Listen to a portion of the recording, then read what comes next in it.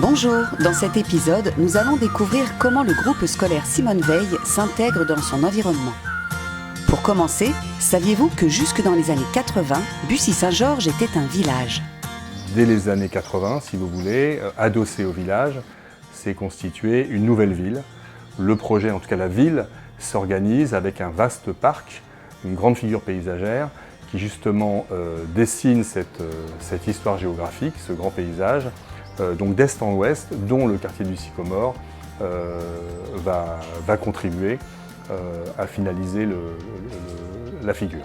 L'écoquartier du Sycomore vise à intégrer des objectifs de développement durable qui englobent une réflexion sociale et environnementale.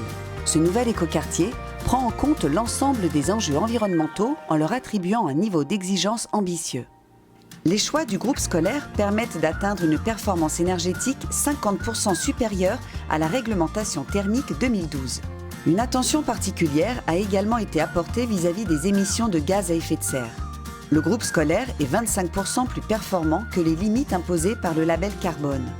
Grâce à ces modes de construction, les usagers du groupe scolaire bénéficieront d'une température régulée toute l'année.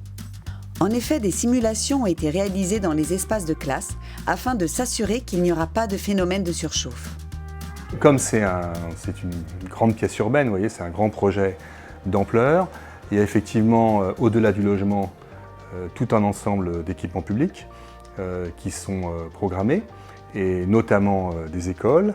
Et en l'occurrence, le groupe scolaire dont on parle est un élément très très important du projet qui va justement s'installer en rapport avec le parc, comme si le parc du Sycomore était son parvis, et à proximité du château du Génitois, qui est donc la fondation architecturale ancienne du site. Une attention particulière a été apportée afin que le groupe scolaire soit en adéquation avec l'esprit de l'écoquartier. Le petit bois près de l'école a été préservé. Une partie de la toiture sera végétalisée ainsi que les cours. Le bâtiment de faible hauteur s'intègre dans un environnement urbain hétérogène ouvert en direction du futur parc du Sycomore.